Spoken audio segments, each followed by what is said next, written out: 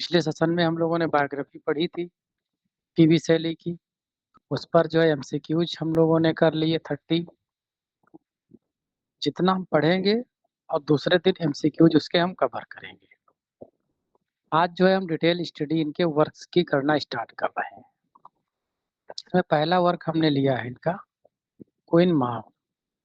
ये 1813 पब्लिश और रिटर्न दोनों डेट एक ही है।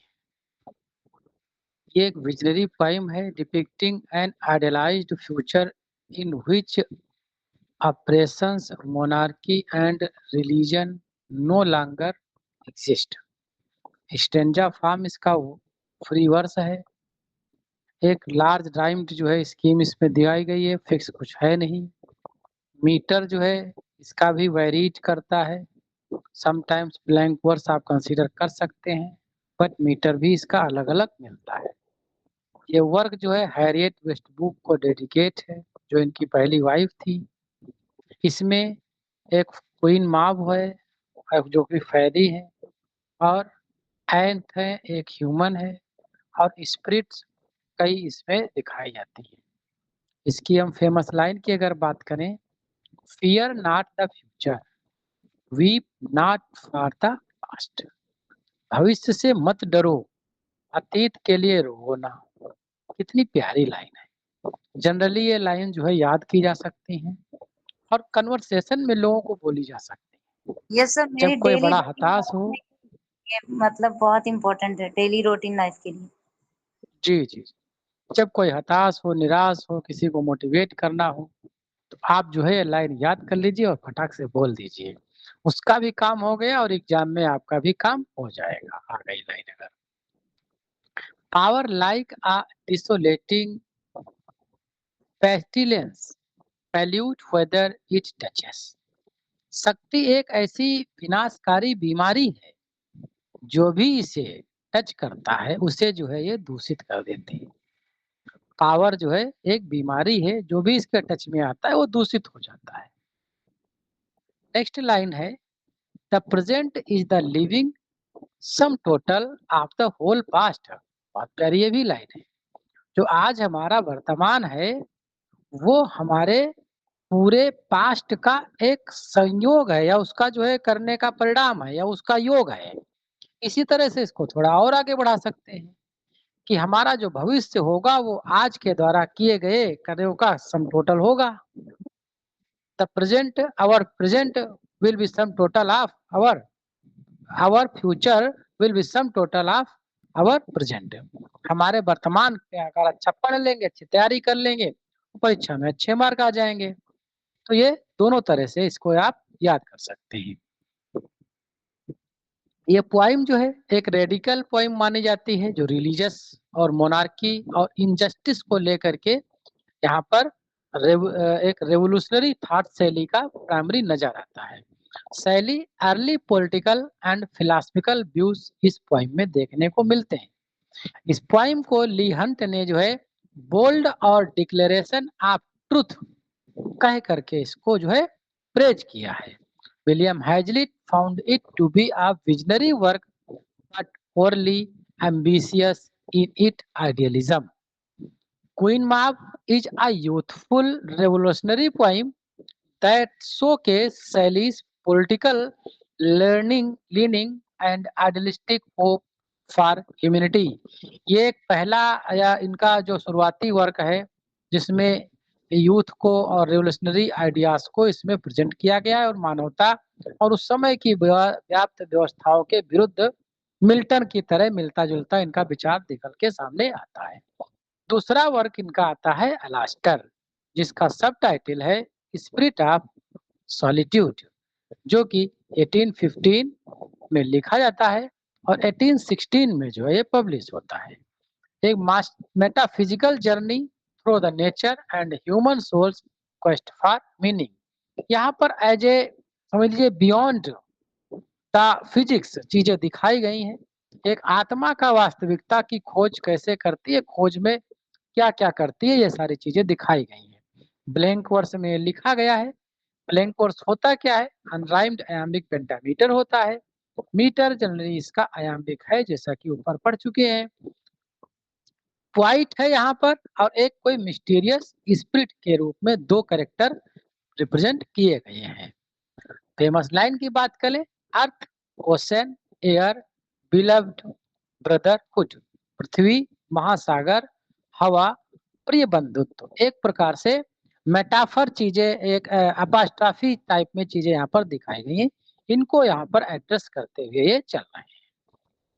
आप लोग, हम तो प्रयास किए जैसे जॉन कीट्स को पढ़े तो उसमें लाइंस ज्यादा नहीं कवर कर पाए।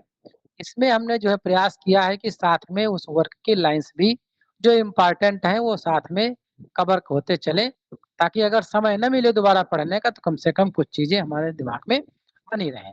समय मिलता है तो डिटेल में लाइंस इनकी हम जरूर पढ़ेंगे। जो इनके मास्टरपीस है, जो इनके मेजर वर्क है, जैसे टू अ स्काई लार्क है, ode to the west wind है, ये एक फेमस वर्क है जो एलटी ग्रेड में प्रेस्क्राइब्ड भी है। तो इनको अगर मौका मिला तो हम पूरे के पूरे टेक्स्ट पढ़ डालेंगे।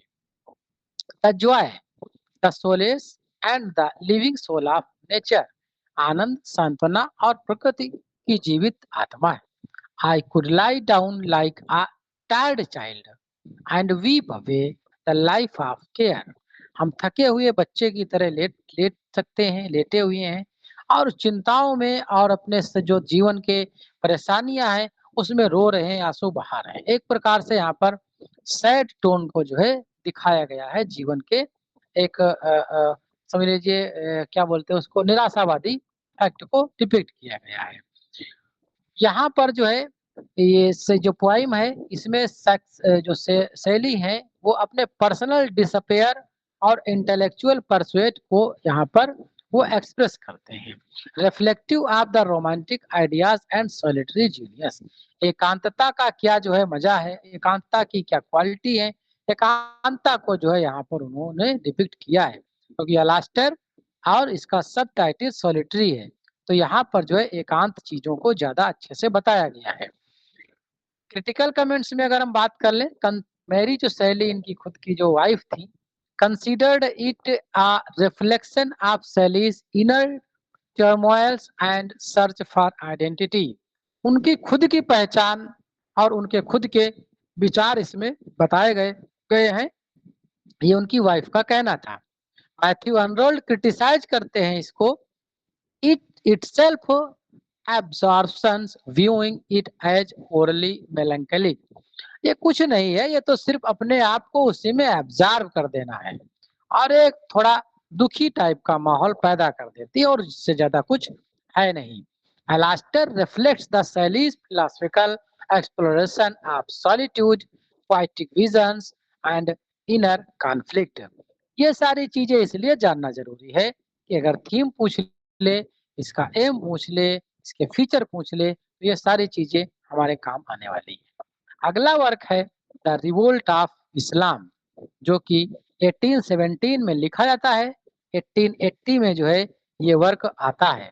हालांकि ये रिवोल्ट ऑफ इस्लाम नाम ही है, इस्लाम का रिवोल्ट, इसका ऐसा कुछ डायरेक्ट इस्लाम से संबंध इसका है नहीं। जब आप डिटेल वर्क पढ़ेंगे तो आपको लगेगा कि टाइटल कुछ अलग कह रहा है, स्टोरी कुछ इसकी अलग जा रही। हालांकि इसका सेंस थोड़ा मेटाफोरिकल टाइप में जरूर निकलता है। सेट जो है पोइम है, मिडिल ईस्टर्न कॉन्टेक्स्ट में इसकी सेटिंग है। अब पॉलिटिकल एलेगरी जो है इसे माना जाता है, एडवोकेटिंग फॉर द रेवोल्यूशन, समय की क्रांति को ये एडवोकेट करता है। स्पेंसरियन स्टेंजा में लिखा गया है, जो कि 9 लाइन स्टेंजा होता है। 8 लाइन इसकी आयाम्बिक पेंटामीटर की, और लास्ट लाइन जो होती है वो अलेक्जेंड्राइन होती है। इसकी rhyme scheme A B B C ये होती है। ये मेरी शैली को वर्क डेडिकेट है। कौन सा? Revolt of Islam. कैरेक्टर की बात करें इसमें, लियोन एंड सिंथा रिप्रेजेंटिंग द रेवोल्यूशनरी आइडियाज, इसके दो मेजर कैरेक्टर हैं, यही ज्यादा इंपॉर्टेंट है। अगर इसकी कुछ लाइंस की फेमस हम बात कर लें तो, hope is strong and love is lord of all. आशा तो बहुत प्रबल है, लेकिन प्रेम सबका जो है मालिक होता है। Winds are on the dark brown waters, ये लाइन आपको ode to the west wind से कंफ्यूज कर सकती है। Thrown the green earth with the lighting clips, हवा अंधेरे भूरे पानी पर और हरी पृथ्वी बिजली की चमक से भर जाती